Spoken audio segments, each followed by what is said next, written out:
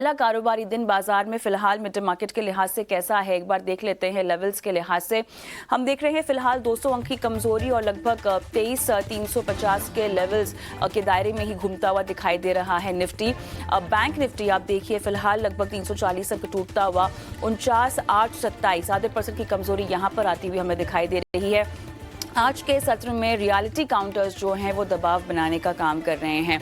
हम देख रहे हैं मैक्रोटेक शोभा यहाँ पर कमजोरी की चपेट में शुरुआत से ही। इतना ही नहीं, अगर हम देखें मेटल काउंटर्स पे अगर आप नज़र डालें तो यहाँ इनकी चमक जो है थोड़ी सी फीकी पड़ती हुई दिखाई दे रही है। सेल वेदांता जैसे कुछ काउंटर्स है जहाँ पर साफ तौर से हमें दबाव आता हुआ दिखाई दे रहा है।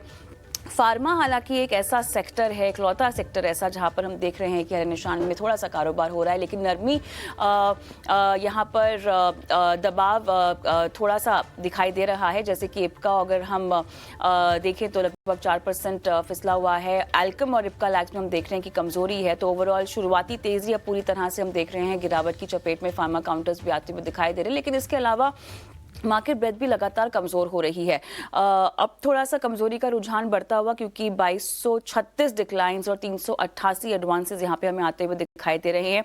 एफएमसीजी काउंटर्स में हम देख रहे हैं फिलहाल ब्रिटानिया, टाटा कंज्यूमर्स कुछ काउंटर्स हैं जो कि तेजी की ओर, खरीदारी की ओर यहां पर इसमें दिखाई दे। लगभग 1.25% की तेजी टाटा कंज्यूमर्स में, आधे % की तेजी के साथ कारोबार हो रहा है। चुनिंदा आईटी काउंटर्स हमें HCL टेक, विप्रो, TCS जैसे कुछ काउंटर्स में हमें हल्की फुल्की खरीदारी दिखाई दे रही है। लेकिन निफ्टी के टॉप लूजर्स में ट्रेंड अगर हम देखें 4.5% टूटता हुआ। Power grid, Tata steel, Bajaj finance, ONGC में लगभग 2.5 से 3.5% तक की कमजोरी के साथ कारोबार होता हुआ आज के सत्र में दिखाई दे रहा है। मिड मार्केट की और एक बार रुक करेंगे, हमारे सहयोगी अंश परिवार भी हमारे साथ जुड़ गए हैं। तो अंश, क्लियरली हम देख रहे हैं कि बाजार में एक दायरे में लेकिन कमजोरी के साथ हफ्ते की शुरुआत हुई है। रियलिटी इंडेक्स यहाँ पे अच्छा नहीं कर रहा है और साथ ही हम देख रहे हैं कि मेटल काउंटर्स में भी यहाँ पर पूरी तरह से चमक इनकी फीकी पड़ती हुई दिखाई दे रही है टैरिफ की खबरों के चलते। तो हफ्ते की शुरुआत यहाँ पे नेगेटिव होती हुई नजर आ रही है। निफ्टी की खासकर बात करें तो 23,500 का जो अहम लेवल था ना सिर्फ उसे तोड़ा, लेकिन 23,400 के नीचे भी फिसलता हुआ नजर आ रहा है। तो जब तक ये 23,500 के नीचे यहाँ पे एक नेगेटिव बायस बनता हुआ नजर आ सकता है कमिंग सेशंस में भी। अब सेक्टर वाइज देखें तो ऑलमोस्ट सारे ही सेक्टर्स हमें लाल निशान में नजर आ रहे हैं, लेकिन निफ्टी रियलिटी सबसे ज्यादा टूटता हुआ दिख रहा है। इंडेक्स करीबन 3% से ज्यादा की बिकवाली के साथ ट्रेड करता हुआ नजर आ रहा है। स्टॉक्स भी देखें तो यहाँ पे मैक्रोटेक, शोभा, प्रेस्टीज जैसे स्टॉक्स है जिसमें लगभग 3 से लेकर 5% की गिरावट होती हुई नजर आ रही है। अगर निफ्टी मेटल इंडेक्स की बात करें तो यहाँ पे भी काफ़ी बिकवाली हो रही है। 4 सेशन से इसमें एक अच्छा ट्रेंड बना हुआ था, हायर हाई हायर लो का, वो ट्रेंड टूटता हुआ दिख रहा है, जिसके चलते इसमें काफ़ी ज़्यादा नेगेटिविटी बनती हुई दिख रही है। स्टॉक्स देख ले यहाँ पे तो वेदांता, स्टील अथॉरिटी और NMDC जैसे स्टॉक नज़र आ रहे हैं जिसमें 3.5 से 4.5% तक की गिरावट होती हुई नज़र आ रही है। स्टॉक स्पेसिफिक देखें तो स्ट्रॉन्ग वॉल्यूम्स की लिस्ट भी ले आते हैं स्क्रीन पे। यहाँ देखें तो सबसे पहले तो हमें MTNL नजर आता है, करीबन 2.5% की तेजी के साथ ट्रेड कर रहा है। सुबह के सेशन में देखें तो तभी तो कुछ 9-10% के आसपास का उछाल के साथ ट्रेड करता हुआ नजर आया था, क्योंकि सोर्सेज के अनुसार हम देखें तो यहाँ पे बताया गया था कि कुछ 6,000 करोड़ गवर्नमेंट का फाइनेंशियल सपोर्ट देने वाले, जिसके चलते इसमें काफ़ी पॉजिटिविटी बनती हुई नजर आ रही है। अगर इसके साथ हम गुजरात स्टेट पेट्रोनेट देखें तो इसके नतीजे आए थे। रेवेन्यू वैसे तो बढ़ा हुआ था 9% से, लेकिन प्रॉफिट वहाँ पे हमें लगभग 16-17% गिरावट दिखा था, जिसके चलते इसमें काफ़ी नेगेटिविटी आती हुई नजर आई थी। सेम टाइम पे अगर हम फर्स्ट सोर्स सोल्यूशन भी देखें तो यहाँ पे भी रेवेन्यू बढ़ा था, प्रॉफिट बढ़ा था, लेकिन उसके चलते मार्केट में जो दबाव आया उसके कारण स्टॉक में भी हमें दबाव आता हुआ दिखा था। कुछ समय पहले ज़्यादा गिरा हुआ था, अब वापस ऊपर आके थोड़ा सा फ्लैट के पास जाता हुआ नजर आ रहा है। तो इन तमाम स्टॉक्स पर नजर रखें। प्रियांशु इस पूरे मिड मार्केट एक्शन की हाइलाइट्स हमको बताने के लिए। और चलिए मार्केट एक्सपर्ट के तौर पे हमारे साथ जुड़ गए हैं रिद्धि इन्वेस्टमेंट के विवेक करवा। विवेक, स्वागत है आपका कॉर्पोरेट कनेक्शन में। और हफ्ते की देखिए कमजोर शुरुआत हो रही है, यहाँ बाजार कुछ खास उत्साहित नहीं दिखाई दे रहा है। ग्लोबल ट्रिगर्स जो ज़्यादा हावी होते हुए दिखाई दे रहे हैं। अब बताइएगा आपके लिए अहम लेवल्स क्या? सुबह से जो एक्सपर्ट से हम बात कर रहे हैं सब कह रहे हैं कि स्ट्रांगली अगर 23,300 को होल्ड करे निफ्टी तब कोई बात है, अगर इसके नीचे जाता है तब कमजोरी ज़्यादा गहराने की आशंका है। आप का क्या रुख होगा? Good morning, sorry good afternoon rather. देखिए, मुझे लगता है कि अभी बाजार एकदम पैनिक के स्टेज में है। और ये हमेशा देखा है आपको इंग्लिश में कहावत कहते हैं ना कि बुल मार्केट के लिए सीलिंग नहीं होती है और बेयर मार्केट के लिए फ्लोर नहीं होता है।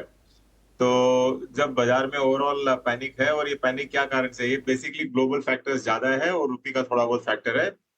लेकिन ये नहीं है कि और कुछ नेगेटिव भारत में हो रहा है। भारत में तो मतलब जो डिस्पेंसेशन है वो इलेक्शन भी जीत रही है, और तो यहाँ पे तो ओवरऑल मुझे पॉजिटिव दिखता है। तो मुझे लगता है कि ऑफ कोर्स 23,300 अगर होल्ड करता है तो अच्छा होगा। लेकिन उसके नीचे तो खाली ये पैनिक वाला ही सिचुएशन है। तो एक समय के बाद मुझे लग रहा है कि वैल्यूएशन आज काफी ठीक ठाक लग रहा है। यहाँ पे थोड़ी सी भी अगर स्टेबिलिटी आती है, ग्लोबल जो फैक्टर्स है वहां पे, और ट्रम्प साहब क्लियर कर देते हैं कि भाई जितने टैरिफ लगाने हैं अगले 1-2 हफ्ते के अंदर लगा के नक्की करे, तो बाजार को आइडिया होगा कि अब क्या करना है। तो मैं तो यहाँ पे ऑन डिप्स बाई की सलाह दूंगा, क्योंकि वैल्यूएशन ठीक ठाक कंफर्ट लेवल्स पे है, और इनफैक्ट लार्ज कैप में आप अगर फोकस करोगे तो आपको इजीली डबल डिजिट रिटर्न्स इस साल भी मिल सकता है, ये पॉसिबिलिटी है। तो ऑन डिप्स बाई करिए। मेरे हिसाब से 2-3% अगर टूटना हो तो और ज्यादा से ज्यादा उतना ही टूटेगा। और पैनिक का कुछ नहीं कह सकते, लेकिन ओवरऑल बाजार आगे चल के स्टेबल होते हुए आपको दिखेगा। बाय ऑन डिप्स पे आप सलाह दे रहे हैं, कौन से लेवल्स जहां पर बाइंग इनिशिएट की जा सकती है, कुछ बता पाएंगे? देखिए, आप अगर नोट करो 23,200 क्यों लोग बोल रहे हैं, क्योंकि ये था रिसेंट जो लो था, मतलब एक अप से रिकवरी हुआ, उसके बाद में जब बाजार टूटा था, ये करीबन 3 फरवरी को 23,220 आपको दिखाया था। तो इसके लिए हम लोग 23,200 की लेवल की बात कर रहे हैं। लेकिन मुझे लगता है कि अगर 23,200 के आजू बाजू आता और अगर थोड़ा सा टूट के पैनिक होता तो वहां पे आपको जरूर बाइंग करनी चाहिए। सबसे बॉटम कौन सा है ये किसी को नहीं मालूम। देखिए, मुझे भी नहीं मालूम, कोई एक्सपर्ट नहीं बता सकता एग्जैक्टली कहाँ से बाउंस बैक होगा।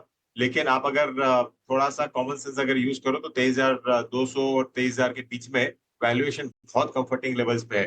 देखिए, कुछ महीनों पहले मैं बार बार बोल रहा था कि वैल्यूएशन ज्यादा है, आपको सावधान रहना है। लेकिन अब मेरी टोन चेंज हो गई है। मुझे लगता है कि अगर 2300 के आजू बाजू 100-200 पॉइंट अगर आपको मिलता है तो वहां पे आपको बाइंग चालू जरूर करनी चाहिए। 23,200 के आसपास अगर आपको लेवल्स मिलते हैं तो आपको खरीदारी करने की सलाह दी जा रही है की तरफ से। एक छोटा सा सवाल हम लेंगे बैंक निफ्टी पर भी और उसके बाद मैनेजमेंट की ओर बढ़ेंगे। विवेक, क्या रुख बनता है आपका? कौन? Bank Nifty. Bank Nifty in fact मुझे लगता है कि आगे चल के बैंक निफ्टी आपको थोड़ा सा बेटर परफॉर्मेंस दिखाएगा। निफ्टी के मुकाबले आप अगर अभी भी बैंक निफ्टी का अगर ओवरऑल परफॉर्मेंस देखो तो मुझे लग रहा है कि काफी ठीक ठाक है। और एक मैं टेक्निकल एनालिस्ट हूं नहीं, लेकिन थोड़ा बहुत करता हूँ ये भी, तो 49,200 के आजू बाजू एक गैप था, तो हो सकता है कि वहां तक आपको फिल करते हुए दिखे। वो बहुत बड़ी फॉल नहीं होगी। तो बाजार के साथ हो सकता है कि 200 मतलब 500 से लेके 700 पॉइंट और गिरे, और वहां से बैंक निफ्टी स्ट्रॉन्गर दिखाएगा। इनफैक्ट जो जो बैंक्स अच्छा नहीं कर रही थी अब तक का, उदाहरण के लिए बाई रिकमेंडेशन नहीं है, उदाहरण के लिए आप कोटक बैंक ले लो, कितना अच्छा शानदार रिकवरी आपको दिखाया है। आप एचडीएफसी ले लो, स्टेबल होके रखा है। तो बैंकिंग सेक्टर मुझे तो लगता है कि सबसे सेफेस्ट बेट होगा आज के सिनेरियो में। और आगे चल के जितना भी बजट का वगैरह इम्प्लीकेशन आगे चल के होगा, उसका आपको पॉजिटिव इफेक्ट ही दिखेगा बैंक निफ्टी पे। तो जैसे मैंने कहा 49,200 आजू बाजू जा सकता है, ये पॉसिबिलिटी है। जो 700-800 पॉइंट है यहाँ से, वहां से आपको वहां पे भी बाउंस बैक देखने को मिलेगा। और राइट, चलिए, तो 49,200 तक के लेवल जहां से हम बाउंस बैक की उम्मीद कर सकते हैं। शुक्रिया विवेक, आपने समय निकाला और अपनी राय बाजार को लेकर साझा की दर्शकों के साथ। धन्यवाद। हम आगे बढ़ते हैं।